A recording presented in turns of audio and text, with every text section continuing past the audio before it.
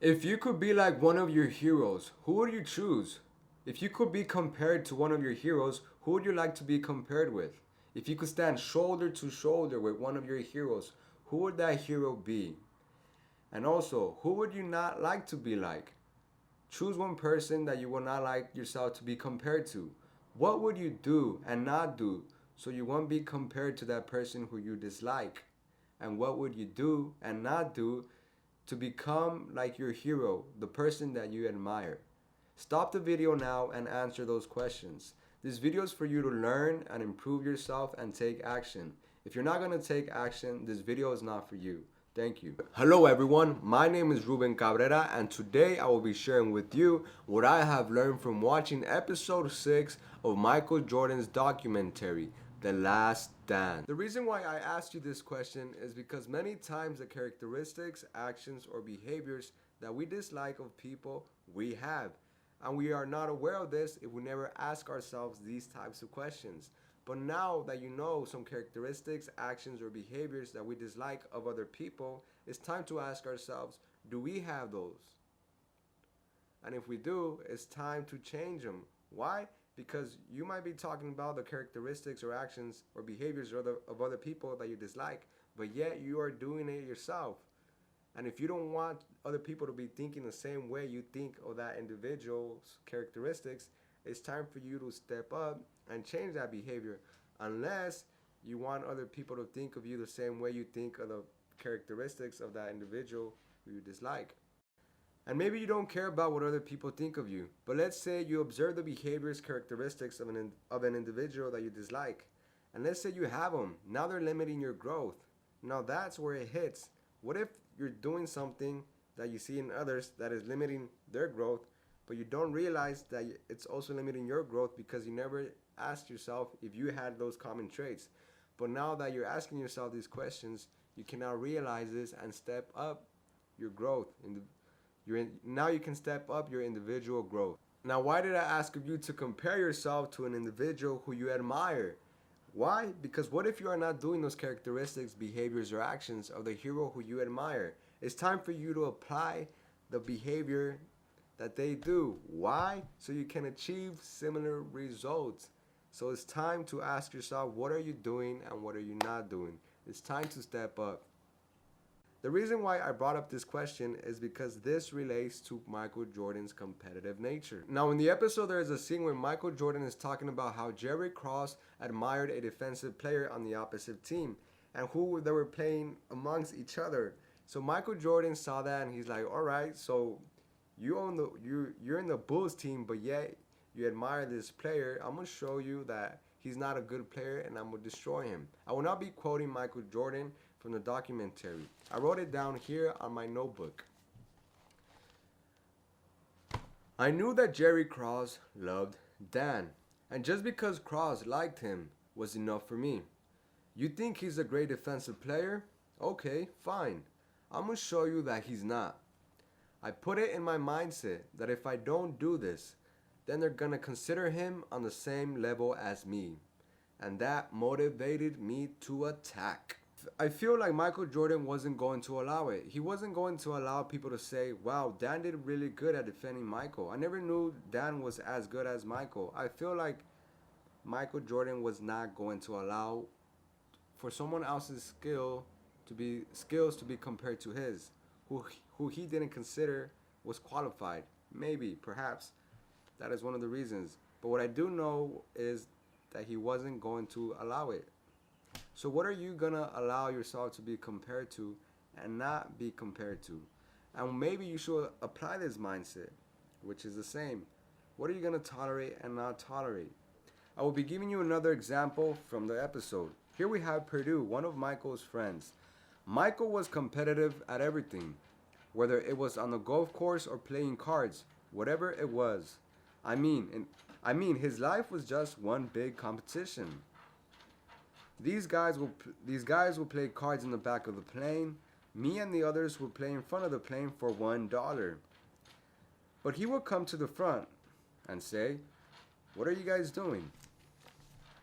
You mind if I play? Michael Jordan's friends. Why the hell do you want to play with us? Michael Jordan's friend. Purdue. I remember he looked at him and said, "Because I want to say I got your money in my pocket." So here we have Purdue, Michael Jordan's friend, or I believe was his pilot for being in front of the plane. I'm not sure. He's talking about Michael Jordan's competitive nature, or what he saw of Michael, that he viewed a lot of things in his life as one big game, as everything was competitive. Here we have, I mean, his life was just one big competition. Michael was competitive at everything, whatever it was on the golf course or playing cards, whatever it was. Now I'm assuming that maybe your life, everything is not one big competitive game. But according to Michael's friend, he views it like maybe it was. What if that what if that is one trait that made Michael Jordan successful? Have you ever heard the saying, the way you do one thing is how you do everything? So, however, if you slack off in one area of your life, there might be a chance that you're going to slack off in the area you actually care about or in the area that you actually value. So, what if you do your best at that area which you might consider insignificant or of no value, and eventually when you go do what you actually value, you end up doing your best also because you did your best in the other area. So what if that is one trait? What if you apply this in your life? So what if you start viewing things that I'm gonna do my best in whatever I do, and I'm gonna play to win, and I'm not gonna settle for second, third, or place. So I could produce similar results. So I can produce winning results. So this is what I got from watching this episode, and this is what I feel like. I feel like is good, like it's awesome, like to be able to know this, to be able to get to know Michael Jordan a bit. I never met him in person, but I'm getting to know him, I think, from his documentary, and if this is true, then it is good. So hopefully, what we have learned from his documentary, once we apply it, will bring similar results or will improve us as an individual and as a person, and eventually improving others. And I believe and I believe truly that it will. Why? Because we are studying the minds of the greats. There's so much value in his documentary. So many episodes. Well, there are not a lot of episodes, but from these episodes, there is a lot to learn from him. The way he approaches his life, the way he views things, the meaning he gives things. Like if you watch his videos, you're gonna see that. If you watch the episodes, you're gonna see how much passion and drive he has for things. The way he motivates himself, the way he creates these states of mind where he's actually doing things with passion and energy. Like he's just so motivated in what he does, and he finds ways to motivate himself until he creates that state of mind where he's doing things passionately and with intention and with energy.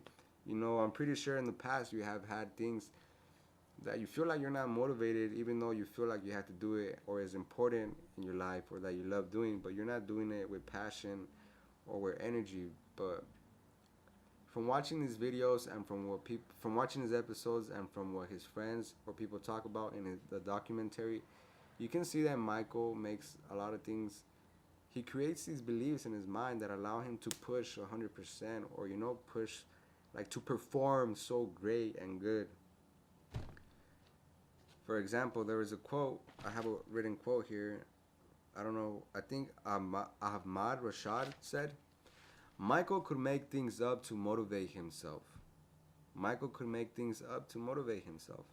And if you watch the documentary, you're going to see that man always seemed like he was just pushing and pushing and pushing. This is what I have learned from watching Michael Jordan's documentary, episode 6. I will be leaving you with one last thing. In one of his last games, I think when they earned their third championship, they were like winning and losing, and they just needed one more game to win the champs in the finals. So Michael told his team, I'm gonna just quote Michael. Everybody's dreading getting back on the plane and going back to Phoenix. So I just say, look, man, I don't know about you guys. I'm only packing one suit. We're going back to win one game. I'm not going there to play 2 games. So what does that mean? I'm going to go to win. I'm gonna go play to win. And that's it. Packing one suit, and that's it.